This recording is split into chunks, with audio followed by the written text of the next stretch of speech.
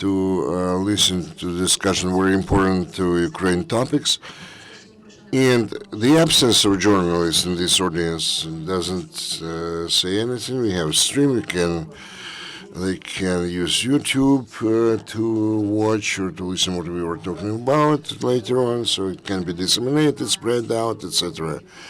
Speaking about any roundtables dedicated to those issues raised by the committee of the first people who were forced to leave their quarters. This is, very important subject for discussion. This is the third time we get together here. We started already to talk about. We were not talking about those people who were forced to leave their residential residences, whatever. We are talking about the problems associated with the occupied and occupied territories, liberated territories in the east of Ukraine, and those problems go far beyond the scope of those problems which are related to the people. We are talking about. We are talking about the problems which existed earlier, but maybe they were not so really graphically expressed because. We never raised those to the level of the social discussion, but the war aggravates everything and makes it visible to everybody, all the problems existing. That's why we increased this round, the circle of our usual participants, in addition to the activists of the committee of the forced people who were forced, in addition to the Oksana Yermishyna and Kobzar and the son. They were joined by the movement of the Donbass activists, Vitaly Kirchhoff, Valentin Krasnoper Chesner, honestly, Ruch, and Vitaly Chok, the deputy of the Donetsk regional council, who participated in the anti-terrorist organization, and the public activist Iryna.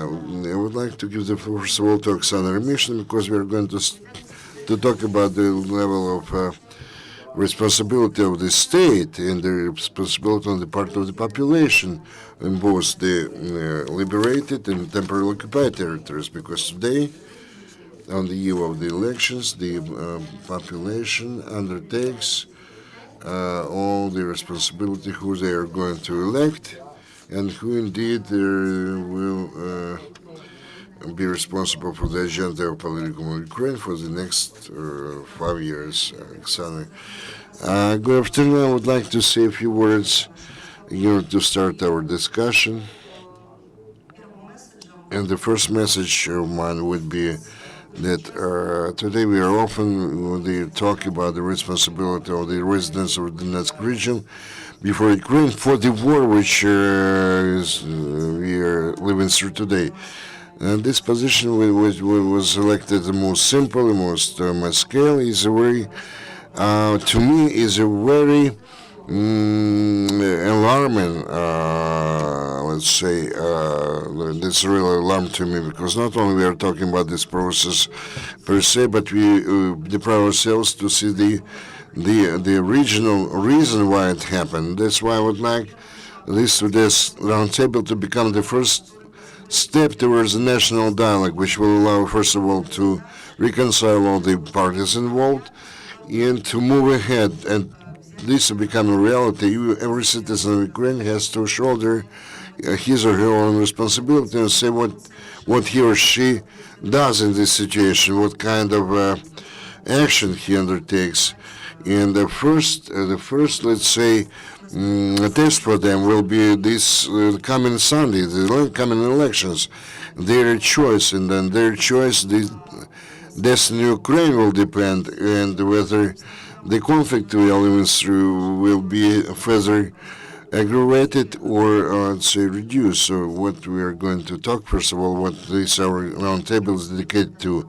Then Gennady would like to give the floor to you, first of all.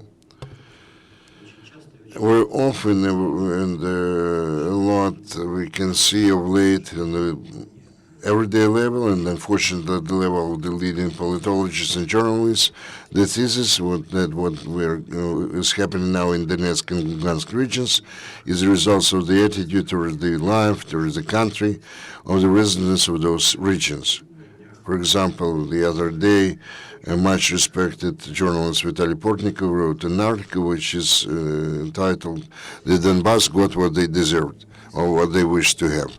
I cannot agree with this point of view because those reasons and those underflows which actually result in this tragedy, because in Donetsk and Lugansk region we have the armed conflict, but in fact they are present in any region in Ukraine. Same story, same we have in Kiev, Odessa, and Kharkov. There are quite a few people who are absolutely indifferent to the destiny of their own country, to the state that they live in, and to whom their personal material benefits are actually regarded as much more high priority than what a society they're going to live tomorrow or long-term interests. That's why I believe that the society has to discuss those signals which are sent, and we have to try to understand. Yeah, I believe that somebody is guilty and somebody is not guilty. So today we have to try to find out who actually who is who, because many people are blamed just in vain and not deservedly, and this attitude to such people on the majority population, those people who are now in Donetsk and Lugansk, and in this way the society actually pushes away those people who for different reasons stayed back, stayed in those regions, and they cannot live that, and maybe they have the most difficult life to live now. Now I would like to address Vitaly Gorbachev. Vitaly, you are deputy of regional council, and you're now in Kiev, but of late you were there. So what are your impressions? Not impressions, actually. What are your thoughts and ideas regarding the level of the responsibility of the population? Where is the borderline between the responsibility of the state and responsibility of people? And people actually put some trust in you as a deputy. Thank you very much. Good afternoon. Starting from the very first moment of this conflict in Donbass, we immediately heard that the residents of the Lugansk and Donetsk region are to blame immediately. So to some extent we agree that we are guilty of that. But to say that only we are guilty, no. I believe that the well-grounded, we can say that everybody is guilty of that. As they say, if somebody is to blame, but then all of those, first of all, the government, which did not react to the situation in the southeastern part of Ukraine, they just ignored that. The lack of the information policy, explanatory policy, what was the beginning of that? It's simple as that. They heard about the right sector, about the National Guards, and about their people who would come to the Donetsk region and then destroy everything. Who of the higher officers of the government people took the pain to explain that to the people? They were in information vacuum, plus the Russian propaganda who aggravated the situation, and this resulted in the tragedy we are living with today. And number two, the deputy corps of any level in the village, settlement, city, or whatever levels, all of us are to blame, especially the managers of large enterprises. There was no information explanatory work with no, and the people, they were found themselves, the people in the information vacuum, nobody explained anything to them. And the feeling of patriotism at that time, nobody supported that region. This was something they were badly needed. Number three, the absence of a regional leader who would go out and have the solid arguments to the people and speak against what was only starting to to happen in the Donetsk, Donbas region. So just to say that only people living in Donetsk or Lugansk region, I would not do that. There was a lot of grief, and still we have this situation when many people, civil population, and our armed people are being killed. And again, when the time will come when the people living there will again acquire peace and the territory will be under control of Ukraine. Thank you. I would like to address Alexei Khan, the leader of the Single Coordination Center of the Donbass and the leader of student movement initiation of the Eastern Space. Like we talked a lot with you during our previous meetings about the humanitarian responsibility and the lack of humanitarian policy which resulted in what we have today in Donetsk. We have today new, let's say, attendants or listeners, those who listen to that. In the situation when we again are going to address the conscience of the people, they have to take the responsibility and vote for the people to go to the parliament. So we would like to hear your opinion and about your stand of your association in Eastern Space. Thank you. I'll switch to the Russian language. Because I don't believe that there is any sense in the issue of the language, The topic of the round table we are going to discuss who is to blame. Unfortunately, all of us, we encounter the situation, the speaking principle and public opinions for this way that those who live in Donbass, they are to blame. Those who live in the east of Ukraine. So we are coming to the sign of territorial, let's say, indicator or the linguistic argument, whatever. And you were absolutely right in saying that not only patriotism, but even the civil confidence will not form. This is a component without which a state cannot exist. If there is no civil responsibility for what is going on, then we can be turned into, in the best case, in some kind of the public organization. The worst case, something which is happening in the Lugansk or the Donetsk People Republic. Nobody can say that this is, they have a collective responsibility and they wake whatever else.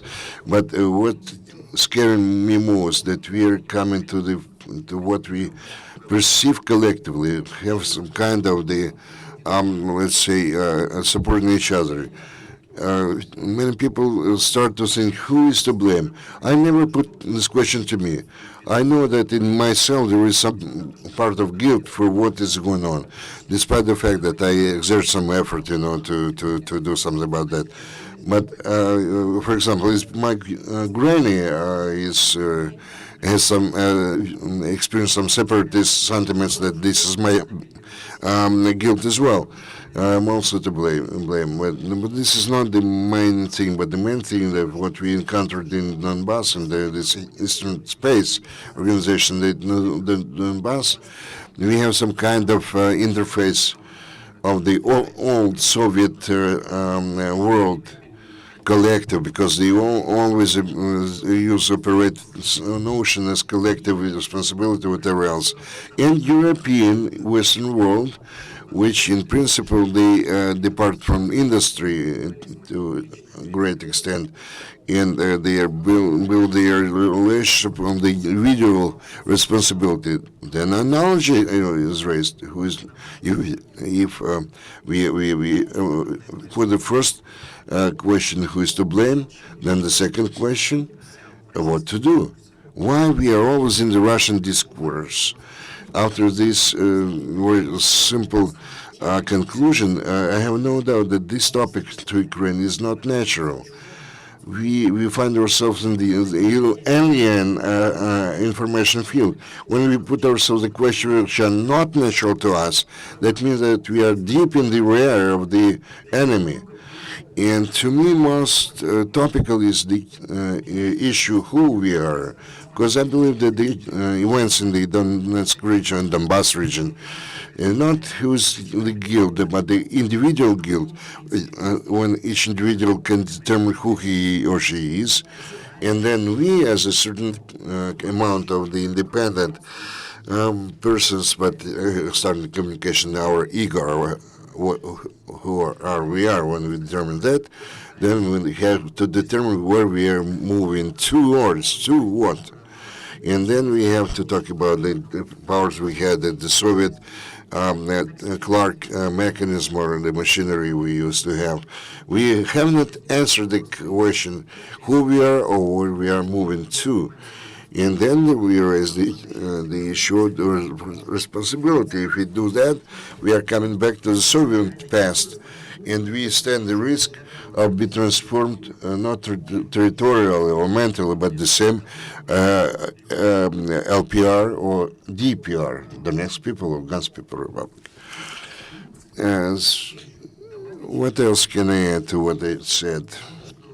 I believe that this roundtable is really useful from the point of view of the start of the Ukrainian discourse of the mental process, not reactionary response regarding the problems in the eastern parts of Ukraine. We have here the representatives of local governments, local authority, and because the local authorities really bear some kind of blame and responsibility, who became the hostage of certain circumstances. We are in the activists, the residents of other cities of the region. Represented here, we have those people who can be representative of some kind of dispute. If we do not find the answer to the question, at least we can raise the necessary questions and continue the discussion of those. Thank you very much, Oleg. You're absolutely right in raising those issues. Beyond the scope of this roundtable, we were talking about those topical issues to Ukraine. Not so much who we are, but what Ukraine is. And maybe answer to this question will allow us to find the answers to ourselves. What is Ukraine? What it wishes to have, and what is its vision. And then we can depart from paradigm of the Ukraine as a shadow of Russia. Especially this was obvious beyond the boundaries of Ukraine. And I would very much ask Ms. Vera. Media gives us what picture. We live in post-industrial reality when the picture creates some kind of media virtual reality, which is different from the real reality. So the media demonstrates to us that the population supports the separatists. What is the real situation there? Do you have some information about the occupied or liberated territories? What sentiments are reigning there? Good afternoon. Regarding the sentiments, I believe we have to start to come back to the topic, and I would like to start with a more distant, differentiated issue from what you are asking me. What was the real beginning of this situation? What it started from? Ukraine now finds itself in a situation when the people, are mature enough to self-identification. They have to self-determine. They saw the instruments or the tools how to achieve this goal. Ukraine started to rather peaceful, kind of a present. Not to say that we did not exert all our efforts to fight for Ukraine, but when we were given it as a present, there were only few activists who were really fighting for that, and they do not value that too much now. And we stand the risk that the people gradually start to realize who they are managed by, and this can lead to some kind of mass scale steps, initiatives, associations who raised the issue that we are really independent. We have somehow to formulate it, and to formulate the question: what is independence per se? Is it worthwhile to defend? Is it needed? Do people require that? And Maidan demonstrated that very vividly. That was a graphic example of self-organization of the population, which is pertinent to this population, a high level of self-organization. And the people in the East, when they saw that, they were coming here to support Maidan. This is just one part of the population. Others were brought here to participate in the entire Maidan, and they saw different sides of this barricade. And when they came back to their residential places, they started to think where they live, what they need, and they wanted somebody to listen to them and to hear them, that they have their strivings, their objectives, and they no longer paid the mass scale happenings or events. But I would like to say not really the proper people became their leaders. But when we had this situation available, kind of confrontation, when it was clear already that there were some separatist sentiments, I can say that everybody supported those sentiments.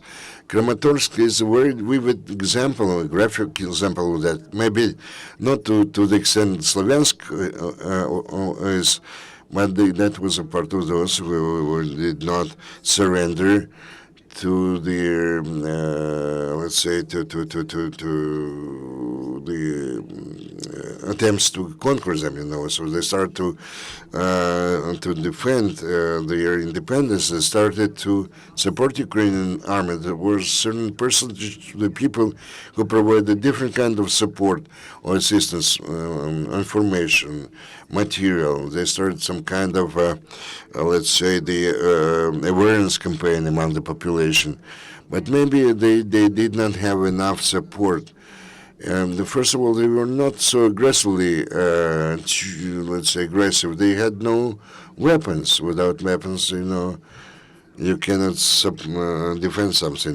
We had such examples even when in one of the villages, they actually ousted or they eliminated the separatist checkpoint, and they undertook their own responsibility. They understood what they can have, the dangers let's say they faced. They liberated this village, but maybe they lacked coordination of the efforts. They were not supported by some armed formation, and next day they had to pay their price. Those activists were arrested, and they were took as hostages, taken hostages. But you cannot say that everybody, all the residents in Donbass, support separatists. Maybe they are not resolute enough, but they do support the unique single Ukraine. Maybe they try to provide some anonymous support or assistance, but they do realize what they are and who they are.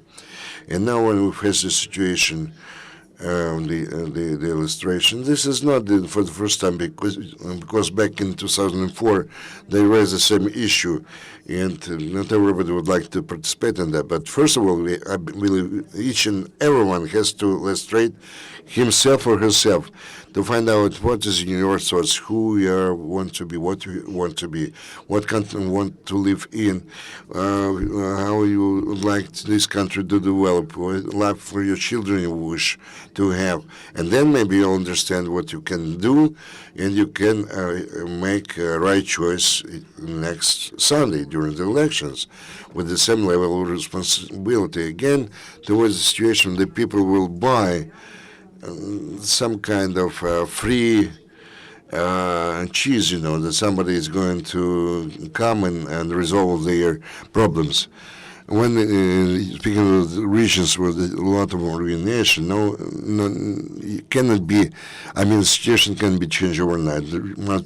Somebody who, the group of people who will join their efforts and do something, and to rely only on your a neighbor or some of the leader, and they will stay behind the people. I mean, we cannot do anything. So again, we are coming back to the issue of responsibility. Let's remind you that people can undertake responsibility for himself or herself only in the free country. Was in the Union, say in other countries, unthought of. And again, your personal responsibility before the state. This is the issue number one faced by Ukraine, which selected non-totalitarian way of development. Now, give the floor to Valentin Krasnoperov with the movement Chestno, honest movement. Valentin, please tell our journalists, our foreign journalists, what is this movement is all about, honestly, movement, and what is your task in Donetsk, how you work today, and what the tasks you face now. Good afternoon. I'm here not only as a representative of the Honestly movement, but also the International Center for International Research and Studies.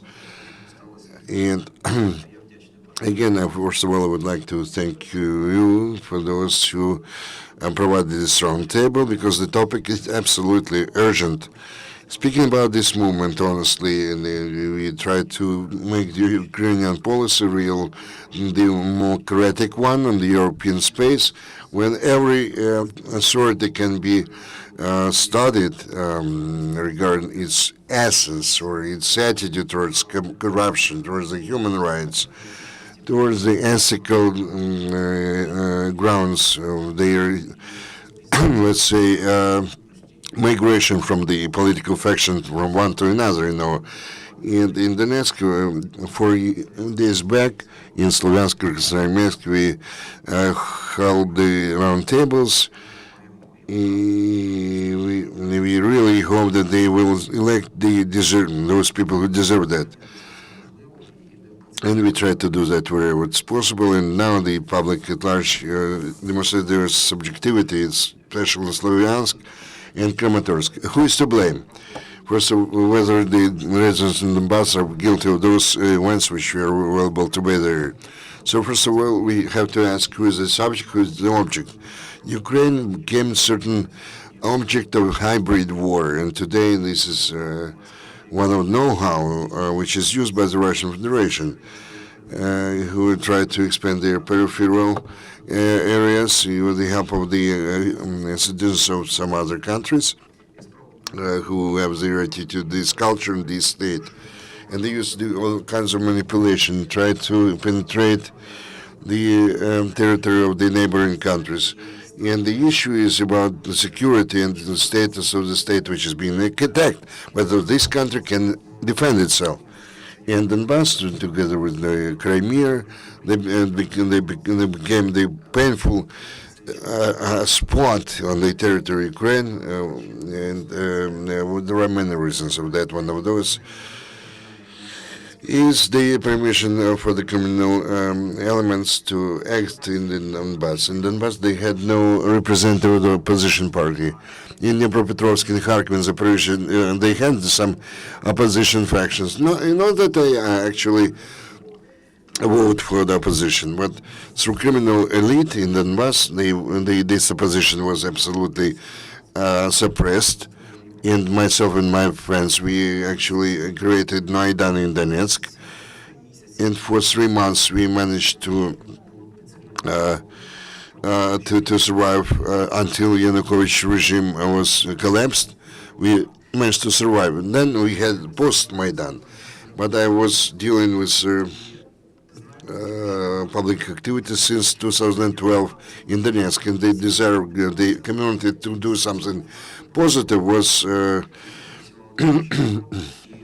actually was broken by the let's say the resistance of the powers that be. Let's say one example, 2012, when in each month it was about 200 or 300 people which were paid. They used the people who participated in Chernobyl disaster or participants in the Afghan war, students who had some problems etc. And the authorities in those days in Donbass, when they saw the growth of some competing political force, they tried to consolidate, and they exerted some kind of pressure. And this party was actually stomped, or eliminated, ruined from inside.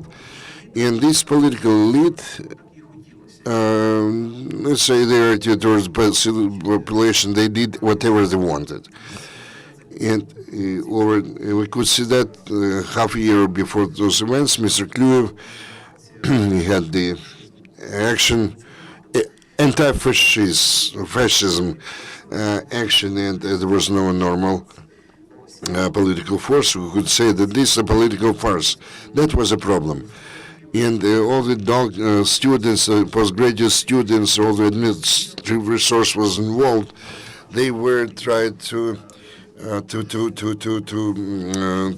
break this region. And Mykola Lemchenko, by the way, during the elections in 2007, he was traveling over this region, said the Western people, Western Ukrainian people voted. We had to vote ourselves as well as against this. So they could not actually hold any round table which could be televised or where the camera would be present. So democratic movements couldn't say a word. So we found ourselves in some kind of political vacuum. And this was the problem. Everything started with this political vacuum in the region who tried to counter-oppose itself to Ukraine. So they were not developing in political sense. It was difficult to develop. So the kind of political reserve, in Donbass. What happened? Just imagine this kind of situation when how people could act in under those circumstances. It was a blow delivered to that area from two directions, from Russia and from outside. In fact, the people remained without the local elite and to act with somebody and to do something with somebody, and so they were abandoned. And the authority, the political vertical was eliminated. I do not blame Kiev because everything was disintegrated after Maidan. I'm not going to blame anybody, Turchino or Yatsenyuk. Those were objective processes. But citizens of Donetsk, they found themselves in a situation when there is no militia, no local elite, nothing. And under those circumstances, they tried to manifest their individuality. Between 50 to 100,000 people. In Mariupol, 5,000 people gathered together, and they stopped the Russian aggression. But there was the central power had already the chance to introduce something, But when the Donetsk public authority tried to raise their voice, they started to kill those, We had a lot of persons, a lot of people were killed, our friends, So they tried to scare the people this way. And the Donetsk public at large, they were eliminated by the state machinery who were acting against Ukraine. I remember the situation among the militia. They were dreaming about the Russian salaries, This is true, let's say the traffic police. It was it was a nightmare. They really believed that Russians will come and offer them high salaries, etc., etc. So that was the situation in Donbass, and people who stayed there. But despite that fact, they tried to manifest their desire to live in Ukraine. We're talking about Donetsk, Kramatorsk, Mariupol, Slovyansk, when people were coming out and to participate in the actions, Indeed, we never had in history an action like that before. So the Donbass tried to manifest their desire, their wishes, and sentiments. But unfortunately, all this which you mentioned before, it does not allow the pro-Ukrainians to preserve the situation. And those people who try to say that only Donetsk people or Donbass people are to blame and they have to to fight there with arms in the hands, Donbass, this is, we have to answer the question. This is the problem of an Ukraine problem or Donetsk problem. If Ukraine is fragmented and they live in their own region, we are talking about some kind of disintegration. We understand, we can say that you have a separatist point of view regarding Ukraine. You can say that Donetsk is to blame. But if you said that Ukraine is a unique and single country, and because in pre-communist situation is the contrary situation, that it's a sacred cow, something like that. So if Ukraine is a united nation, we have to understand that Donetsk is a pan-Ukrainian problem. We cannot say that the people who live there, they are to blame. That's it, full stop, or period. I can say that Donetsk people is not to blame. I can say that they are to blame.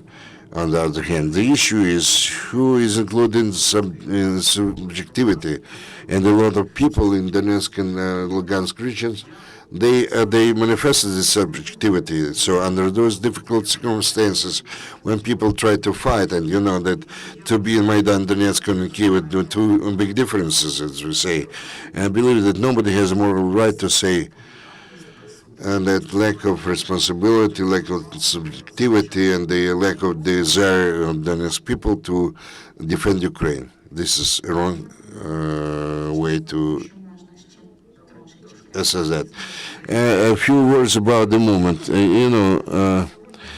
Okay, how can you defend the electorate today? The honestly movement is different from such organization or Opora or the Committee of Electorate of Ukraine.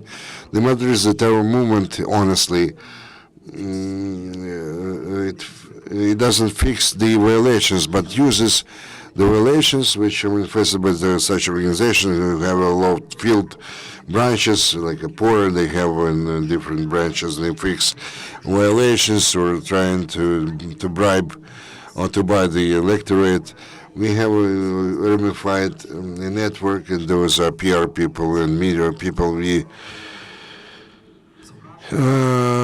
try to provide some statistical picture and try to, through media, to explain what is what we're doing today, since we are on the eve of the regular parliamentary elections. They use such a trick. They make the candidate to make their own declarations, and judging by that, we can judge whether the spirituality meets the requirements or doesn't mean. In fact, the legislation says or reads that the individuals do not have to show their declarations, And that's why we demand and show who indeed. Well, okay, we have to understand the most important thing, that for a sacred person there is no law. He doesn't have to follow the law because he follows the law anyway. And we are not talking about those candidates try to defend themselves by law, showing the law, and that's it. Again, the law doesn't make provision for the, let's say, for the extended CV or autobiography, as we say. And also we reach a different level. We demand financial transparency of the candidates, how the party budget is formed, and who is supporting that. Because if they use the large capital and they do not represent the middle class, which would finance them, then they will be dependent on the high financial groups or oligarch groups. We have to explain that to the electorate whether this or not party is democratic indeed, who supports it, and who is inside this party, who are they responsible before the people or not. I would like to say that we had a lot of skeptics. They were laughing at us and whatever. One of our victories since 2012, we tried to force the deputies to vote using just their own card. And when, again, we had to vote for the law. They again violate this principle, but what there is a big difference what is today and as compared to 2011. Many people they try to vote for somebody else. And we raised this issue seriously before the society, and society starts to understand its importance now in the role of the person in the political process. Thank you. Sorry, I'm going to torture you a bit more. Majority deputies, there are a lot of questions toward that. In the next question, how much you can help the population to understand what is what, maybe to draw attention of the people from those deputies to some kind of alternative candidates. It depends. There are some districts today where really the candidate can win, who were not associated with the previous authorities, those who represent the public at large. Where often in the districts, several former regionals have 10%, even 11%, and win. But this is again the fear of democratic forces. They did not put forward some rating candidates, especially in Donbass, where often they have the 5 to 6% representing the bloc, Poroshenko bloc, or Perkova, or Samopomich, or the People's Front. To more than half of districts which are available today in Ukraine could be won by them, whatever paradoxical it sounds now, because the matter is that in the regional they lost the vertical. They do not have a center who support them. Sorry, but this is true. Whatever they said, they would do the same. They had no competition, and now this vertical is not available. Now in Konstantinovka, in Krasnoarmeysk, in Slavyansk, the competition there was rather powerful, and they cannot agree with each other. There was not artificial association. There was not a public association. It was some kind of artificial, which can be related to the pro-Soviet regime, whatever. There was a criminal elite who turned to be businessmen later. So those were the major transformations in those parties. And today, the elections in Donbass areas were important, but very complicated topic, because they have a lot of doubt whether a lot of people are going to vote. If we talk about sociology today, when 5.5% opposition bloc can come to the parliament. But those people, even those who said that they're going to vote, they will not go to elections. I have our own experience. I have some facts in the past. The people who declared their willingness to vote, that they never participate in the elections. And again, today, the Kharchenko declared that they are going to fight back, conquer back the Slavyansk. And nobody is going to do that, because to get back to Slavyansk, they can do that. They can do something about the near border territory. We do not have our army, but because Ukrainians always have been very good warriors, and they can defend their land. But the people believe to that stories, and they are really scared. For example, the Perkova is very close to Kramatorsk, and there's some kind of psychosis, and they are afraid of voting, because if you go for Ukrainian state or institution, you are a follower, a supporter of the state. So this logic, unfortunately, diminishes the desire, the wish of the people to vote or to come to elections, and this can drastically impact the general picture in Ukraine, because maybe the opposition bloc will diminish their percentage, and this will tell upon the picture of the Democratic Party. So the elections are very difficult, and very difficult to form the commissions during the different districts, election districts. And those people who will participate in Maidan, they failed to agree upon their single candidates, majority candidates. Again, we are talking about those candidates voting for those candidates who were earlier the party origin. And now, difficult question to you. You used to be party origin member, no longer. Okay, you used to say that in its majority, the council still exists, and where physically this council exists. And you also participated in an anti-terrorist organization. How you managed to meet those ends, as regards. First of all, some comments on what's been said by my colleagues. Criminal elite. What is criminal elite? I do not understand completely. I personally do not understand. Criminal elite can exist when there is a very weak authority or power.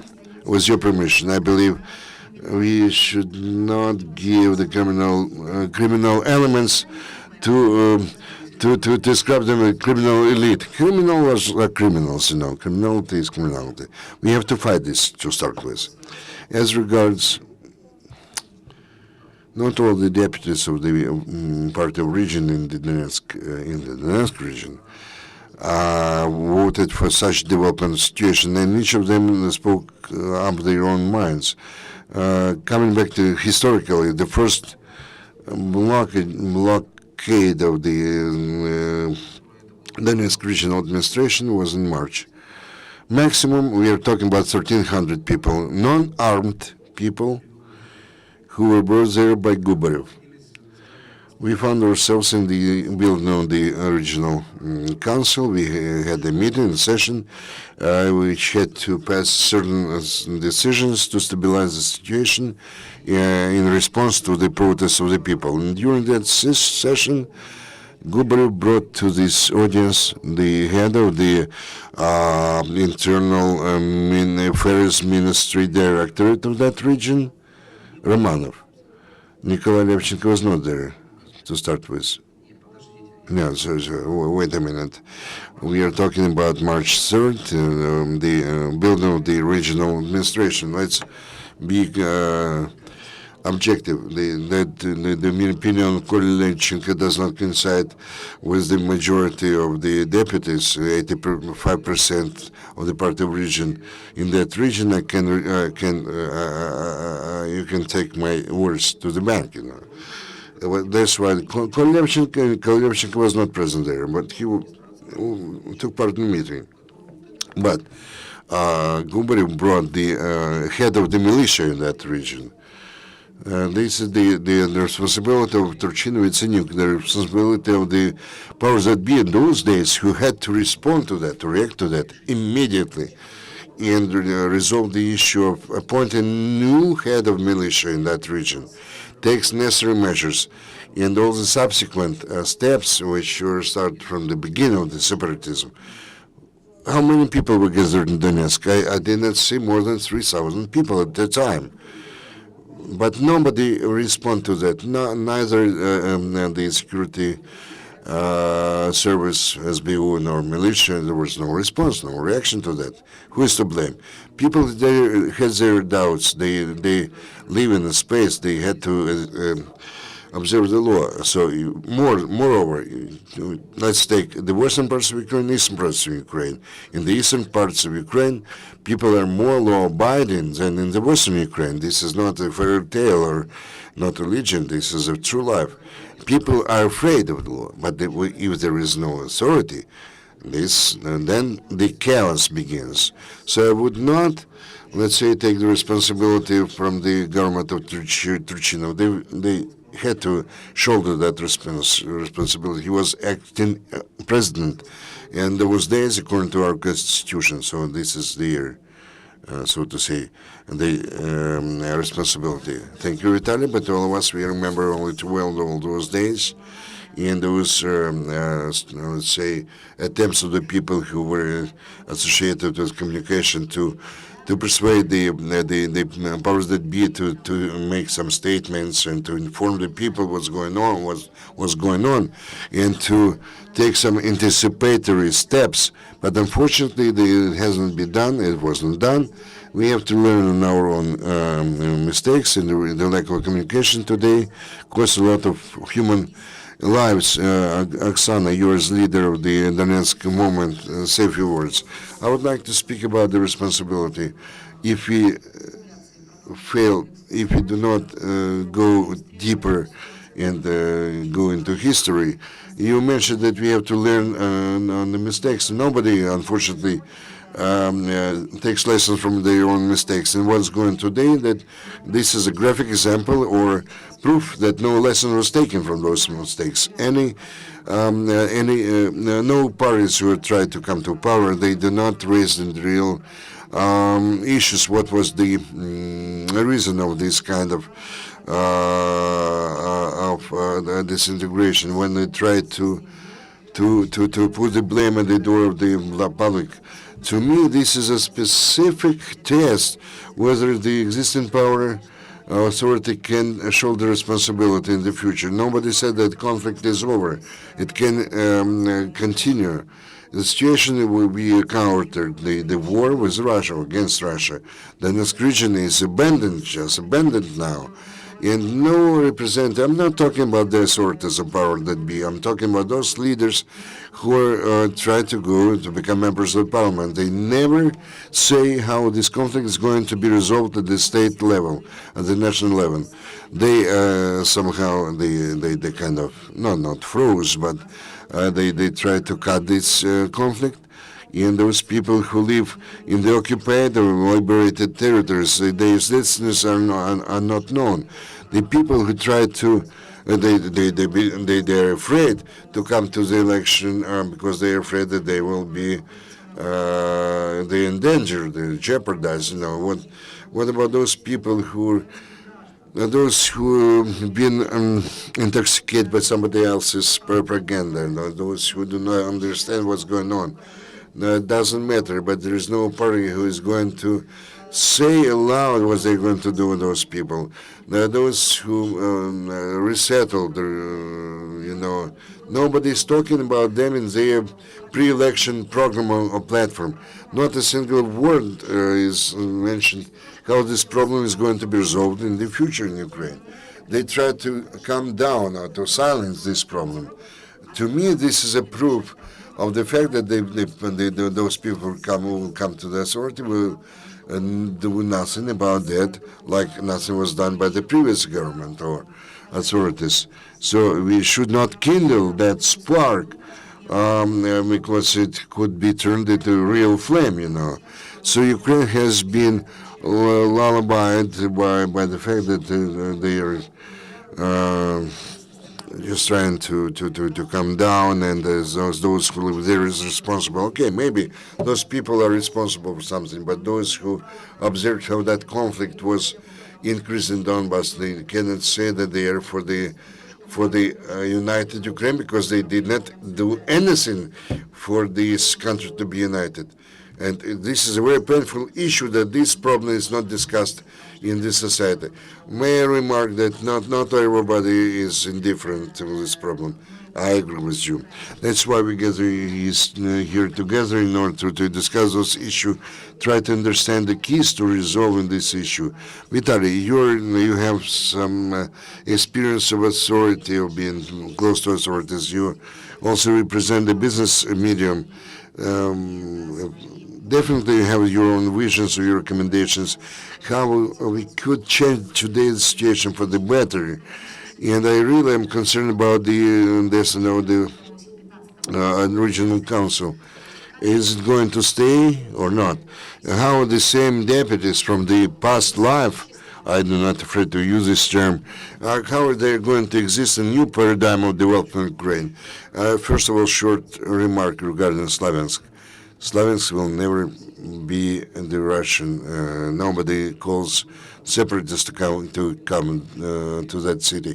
There's kind of attempt to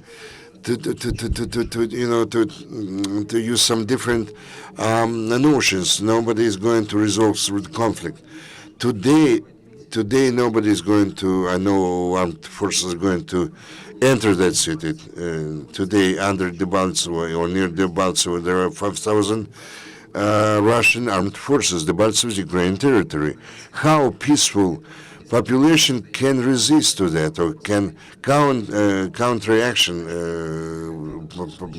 offered to that. And when there were some hotbeds, when everything was just starting, I witnessed how it happened. I saw how the people who appeared there just, first of all, just armed people, then the Russian army. And I would not do that, what can be done by peaceful population. The only way to resolve the issue is armed in the, in the armed way, armed measures, I would say. Under the Trota governor, the life stopped in this region. That was the biggest mistake on the part of the government, let's say, of appointing Trota as the governor of that region. I was speaking about that in TV. The same I was talking about the Minister of Defense. In 45 days later, he was removed from this office. It's not me to blame for that. His doings or failure to do something. So the authority make mistakes, which lead to a number, not only of the devaluation of the situation, or saving the situation, but aggravating situation. And the council is going to work until it is going to be let's say, removed according to the constitution of Ukraine. So we need to make appointments. A lot of appointments will be done in communal enterprise, whatever. So speaking about the deputies, how are they going to work under new circumstances? There are a lot of people who remained in the occupied territories who support separatism in the Russian Federation. But part of them are in Kyiv, part of them is Mariupol, those people who are going to work, who wish to work. Speaking about leveling off the situation on the occupied territories now, there are many scenarios. A lot of politologists talk about different ways. Armed conflict, in its essence, will not be removed fast. This is no saying about that. If we reach some, we achieve some accords with the Russian Federation, the country which actually invaded our territory. If they will have to leave the territory, if there will be the real resistance of the people there. If not, it will take decades to clean this territory of the arms and weapons there. This can be done overnight. Speaking about the renovation of infrastructure, this again only a process. A lot has been destroyed or ruined. There is a lot of something which cannot be restored ever. Let's take a historical view. But we started this road to nowhere back in 2001 about the signing the agreement, delivery of supply of the gas with the Russian Federation, $15 for transit, and you remember this price for the gas. And the price of coal was $110. Starting from that date, we started to eliminate our economic independence. We actually switched over all our energy consuming structures to gas, and now we have what we have today. The first thing to be done, we have to fight for our energy security. Who is supporting us? United States, first of all, because they are already supplying us with some coal. Thank you very much. This is very interesting information, those kind of deliberations or thoughts with going back into history of energy security of Ukraine. Actually, you see, this is something which gave this start to what we have today. Before I'm going to give the floor to you, Valentin, you asked for that, I would like to draw attention of our Western journalists. Excuse me. I would like to apologize before Ukraine Forum and represent because you understand the situation.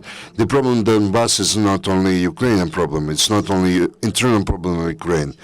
This is an issue as representatives of Donetsk intellectuals. They say this is the Third World War, but with the emphasis on the raw materials.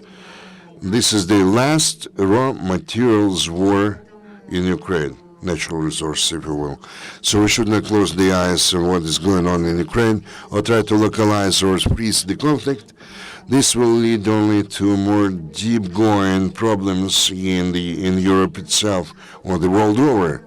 And this is obvious. That's why we would like to draw attention of the international community to the fact that only joining our efforts, pulling our efforts, we can resolve the problems we are living through today here in this country. You had a remark. First of all, I would like you to understand that I'm not your opponent. I do appreciate that you're one of the few representatives of authority who support the point of view. But during the first 2 months when everything was started here, first of all, it collapsed the Ukrainian Soviet Republic. Vertical collapsed. That's it, period. Especially in the East, it disappeared. Romanov, yes, he said for 5 days in a row, he did not answer any telephone calls.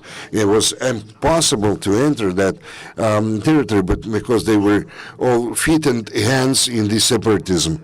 Once again, I would like to say a few how they tried to preserve Ukraine and not to allow Russian Federation to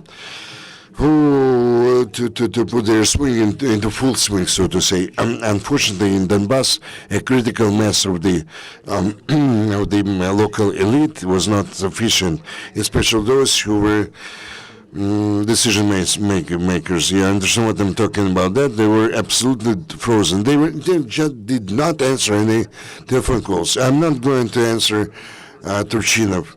I'm talking about situation about central authority, complete ignorance of ignoring the situation, the process why all that was put to flame, so to say. We're talking about what's going to happen to the Donetsk and Lugansk region in the future. I also support Vitaly in this respect, that everything will depend on Russia. There is some negative for Russia option, positive for everybody, and negative to Ukraine. What we call in Russia, what negative, there are some internal problems now. The movements in there is a purely propagandist. Before the Crimea, his rating was dropping to 50% because of the difficulties in Russia itself. And corruption in Russia has always been and still is there. Again, they said that the election will be over and the people will still be in the same corrupted society in Russia, which could lead to some disintegration in Russia. And there will be not enough force to exercise control of those territories, in Donbass, for example. To us, this is a negative option, but not catastrophic one. The agreement, which and the real implementation of the agreement, not that just Russia will freeze the conflict, and seemingly they agree to the Minsk agreements or not, they agree to that. But if they indeed agree to that, in those agreements and accords, which were signed by Poroshenko, this is what we call the freezing of the conflict and the relative restoration of the Ukrainian authorities there. But it's impossible because many people are still armed. But speaking in principle, it's not a catastrophic option to Ukraine or Russia, but catastrophic to Donbass. But again, what's catastrophic when the issue of Donbass? Excuse me, not because I'm optimist, but I to optimistic option, I give just a small percentage. Oksana, somehow, I don't know when of LinkedIn voices some of his comments. So again, I'm no important to you either. In August, when journalists interviewed me and asked me how I visualized the development of the conflict in Donbass, I was with a smile that I was listening to in September to those interviews. I would like to say that though this is, I said that Putin, though he he was carried away. But what his plans? But he's not a insane person. He's not going to try to full-fledged aggression of Ukraine. But now we can expect anything. What I would like to add. To me, it's scary now the thesis or the declaration that Turchina in those days the government or the powers that be they should not bear the responsibility. That was an open process, and the people were carrying the machine guns, and the people seeing the importance of militia, and that they turned the blind eye on those who were killing them. And they were waiting. We were in the United Ukraine, and all of us, we saw this slogan on TV screens, United Ukraine. So they were coming here with a slogan, United Ukraine. They had set expectations, and the absence of implementation of those, realization of those expectations, that all affected the sentiments in Donbass. We were opposing the tanks against which you cannot fight with bare hands, So I would like to draw attention on not of those previous powers that be, but the present authorities. We should not ignore the problems which are accumulating, which can lead to the awful tragedy. And what's going today in territory of Ukraine, specifically in Kyiv city, when the problems are silenced by the authorities, they try to put a blind eye on the real problems. To me, this is the proof or evidence or testimony that the conflict is widening, broadening, expanding. Oleg, you're a politologist, but you always very active in observing and analyzing what's going on. In your opinion, do we eyewitness the birth of new political elites in the Donetsk region or Donbass region? First of all, I would respond to what has been said. I would like to echo to what has been said, much of what has been said. We also really participate in the hybrid war, but if we do recognize that this hybrid war, this is the product of the Russian Federation, then if you're talking about the blame only of the Donetsk people or the Lugansk people, is no longer actual, because we have the technical military weapons and there is information weapons. We cannot say that the people are to be blamed if somebody drops the bomb on their heads. Same story. We can say that people or the working people who lived through the Soviet paradigm world, they are not blamed that they have been torpedoed. I mean, their beliefs. Yeah. They are attacked by the real weapons, but also by the informational weapons. Speaking about the birth of the new elites, political team elites, I believe that the Donbass today really demonstrates the birth of the national elite, not the regional, where we used to stay all this time. And what in Kyiv they were really were not happy about. When the Kyiv, the Donetsk elite came, and you start to say the Donetsk people came to Kyiv. Now we are witnessing another process when Donetsk give birth to the national elite, and the first to react to that is the intellectual component to that, and activists. We can see that the intellectuals, intelligence of Donbass, they incorporate into the all Ukraine, pan-Ukrainian system of intellectuals, and they offer new intellectual messages, new ideas, because they find themselves in a more critical situation where there is no way back. The example of Donetsk National University, which through their move into western parts of Ukraine, they demonstrated their kind of, how to say, put it, some kind of internal lustration. They still remained, and let's say to popularize the old paradigm which we try to depart from now. And again, let's say it's some kind of semantic and symbolic examples of the old period. The same example of Lenin, So one of those is the symbol of something old, paradigm. So the Donetsk University, who illustrated themselves, and they got rid of that burden, the old burden. This is the example of activist elite of the region. And I believe that in the nearest future, we're going to see quite a few new faces from the Donetsk region who could become the alternative.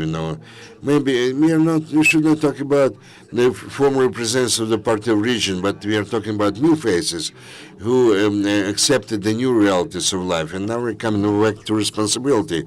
But what we heard today at this table, in the behind the curtains, what we were talking about, that responsibility should be borne by everybody, not only because central power or authority, because they failed to do what they had to do according to constitution. There are a lot of different reasons, subjective, objective, and others. We should not compare the blame or the guilt of terrorists who took the weapons in his hand and those who voted only once, and all other elections he did not participate in those. We should not talk about those people who came to the meetings in the Donbass region who tried to support the Ukrainian statehood, despite the absence of that statehood at the moment.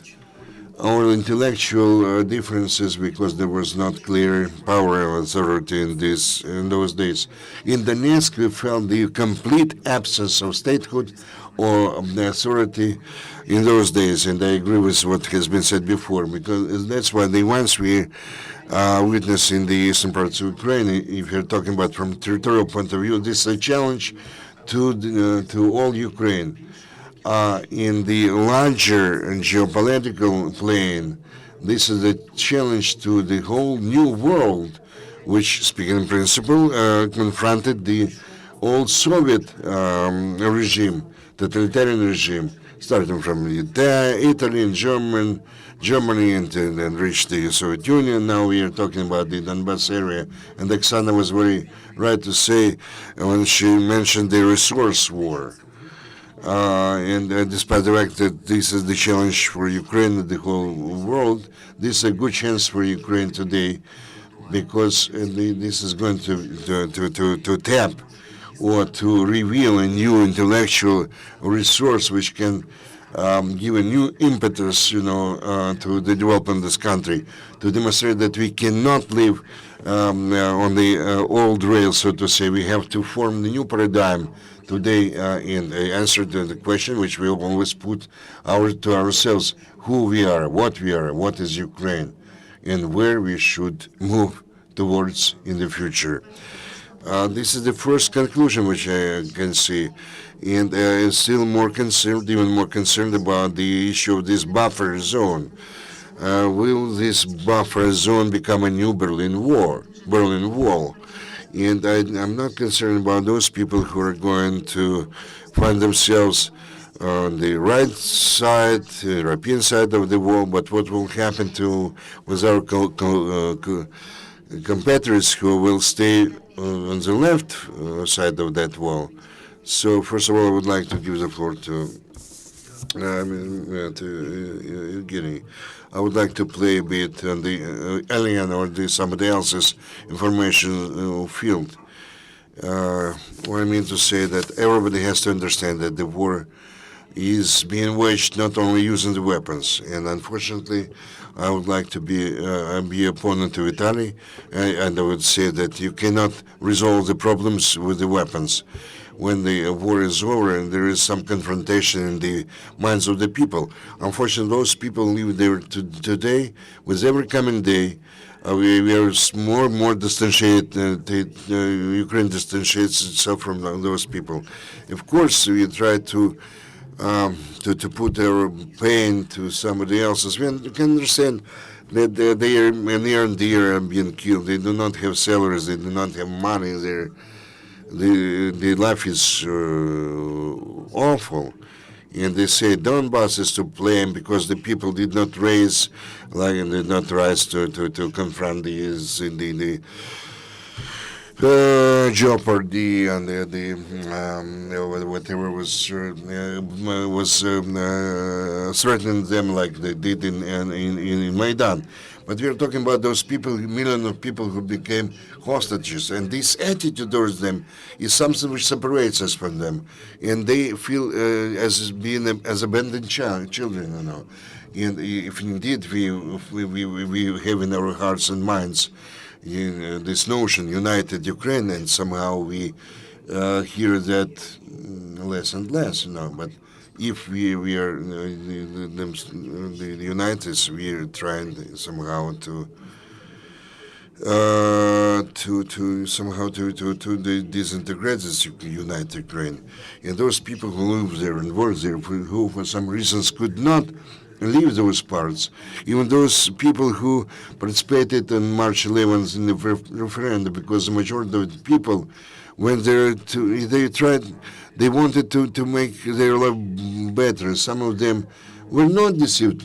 Many of those were sincerely believed in what they were doing. But anyway, those are our citizens. We have to return them back to us when everything is over. Yes, there is blame of the people, the full guilt of those people who took the arms in their hands. Yes, there is some guilt of the so-called public activists, the Donetsk, so-called Donetsk and Lugansk People's Republics, who tried to form some organization like the Supreme Council, who nobody elected, who tried to build new statehood. I have a big question regarding the level of guilt of the local authorities who find themselves in those territory. I don't know. I'm not prepared to give the answer. This is a real big issue to be discussed. There are some communal services which still operate in Kiev. We did not have hot water in Kiev, but in Donetsk they had it before they actually ruined the water supply line. But they tried to provide those services wherever it was possible, you know, to provide. So on the one hand, those people, yes, other people, they really need heat, they need gas, they need all the electricity, whatever. On the other hand, this administration who support the separatists, and by doing this, they relieve them of the responsibility to provide all the needs of the people. And then people find it difficult. In Kiev there is no hot water, and then there is hot water. So where is better life? Provided they do not know the whole picture. So seemingly the work there is good efforts, but on the other hand, it's directed against Ukraine. So when somebody tries to put the blame at the door of the Donetsk people, they have to understand that there are people to be blamed, and they have to be responsible for what they did. But there are very good people as well. And Oksana said that the people live under the same circumstances when the people in Ukraine found themselves in the years of the World War II under German and fascist occupation. You can say why you did not go out in the street against Germans, because they were afraid they would be killed. The same situation here. There was kind of single attempt, hungry, let's say, appraisal, let's say, whatever. But they said, once more you're going to do that, you're going to be shot. Straight. Thank you. A few things very quickly. Ukraine today has to understand that the events in the Donbass are very close to biological terms, the cancer. We have to. You can also use the Berlin Wall term, but not only for the whole Ukraine, but the Donbass. They made and population 50-50. 55 to 45, whatever. But today, it's very important in Ukraine to demonstrate and help the local communities to show this certain social level of welfare. It is very difficult to do it, but there are some possibilities or opportunities to do that. Let's follow the example of Israel, which despite the war, the year war, they still do something for their people, So it's very difficult, very important not to put all the blame to Donbas area, but together with the whole Ukraine to try to introduce very serious transformations and changes in administrations, in rendering services. And maybe in Slavyansk, this is the only example, when they managed to elect their representative. In fact, it represents the publics there. And he completely ruins today this pro-Soviet system in Slavyansk. It's all, full, complete access. And people can come and go, come with their issues and problems, whatever. He's doing something there. What Baidan was after, first of all. Plus, they are going to provide the financial assistance away to them.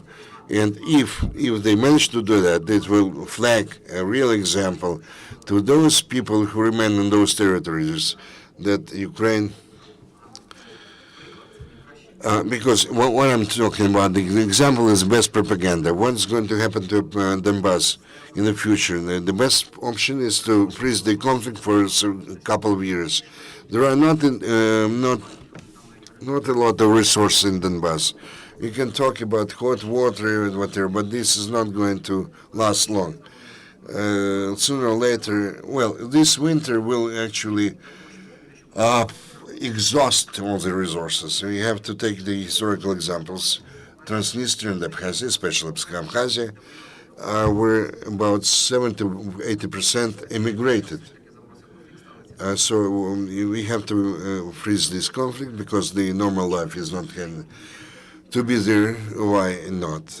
Vitaly started to talk about the situation. Russia could devour 100,000 population. Again, they could devour 30,000 in Crimea, whatever.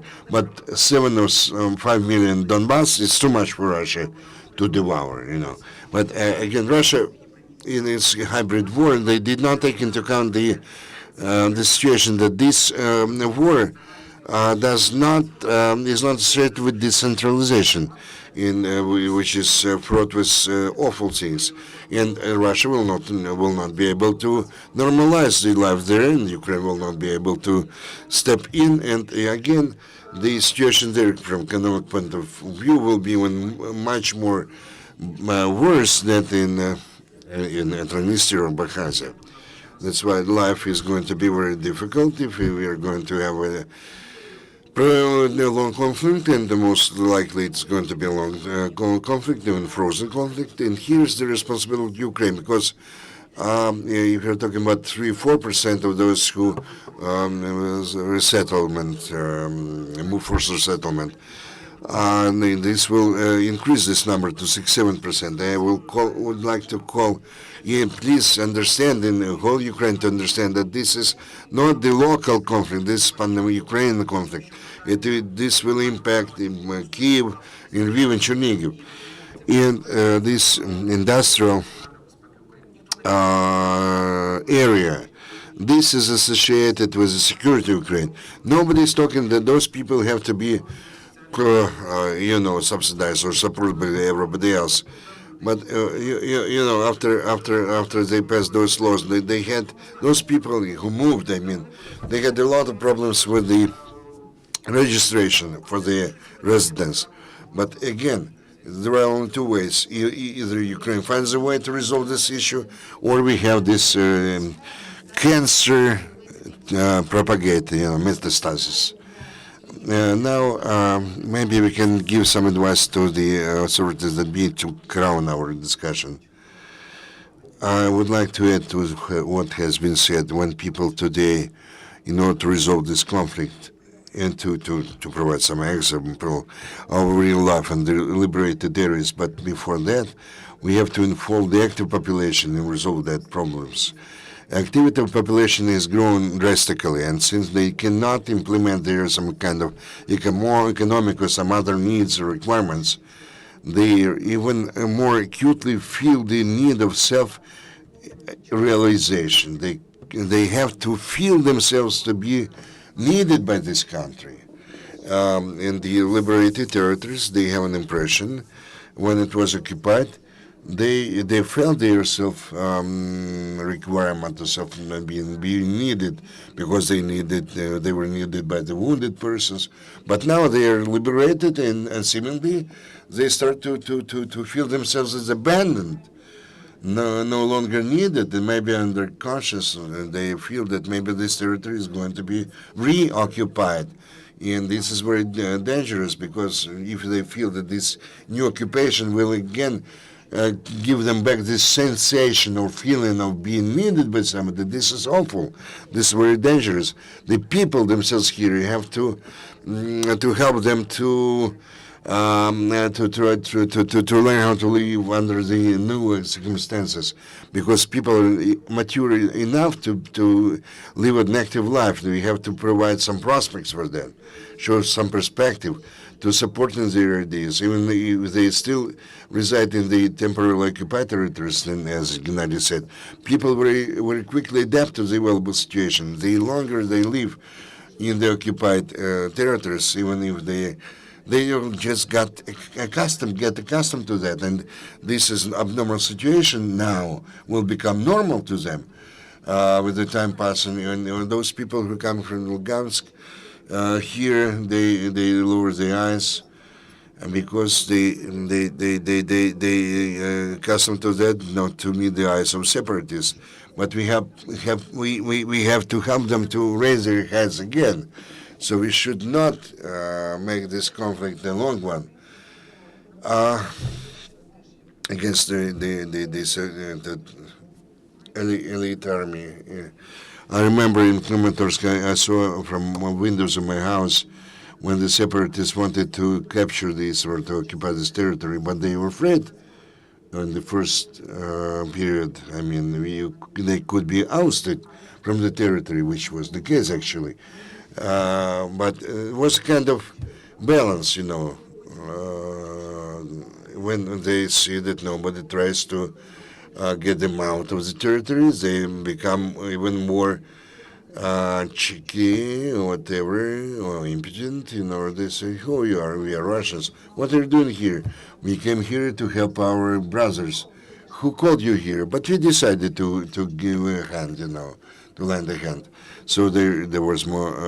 We had to show them that their resoluteness will be supported by the whole Ukraine. Nobody even tried to hide that they were occupants or invaders. And if those who supported those Russian invaders, perhaps indeed this is their guilt, whether they did it thoughtfully or not.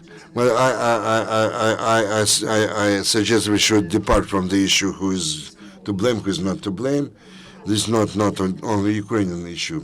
Okay, but to sum up, a short remark. I believe that we expressed our point of view. We did not blame anybody. We said that the residents of Donetsk and Lugansk regions, who I am positive it's not different from the opinion of the ordinary people who live there. What I would like to say at the everyday level, let's imagine let's say multi-room flat people who in the warehouse region, like Donbass is industrial region.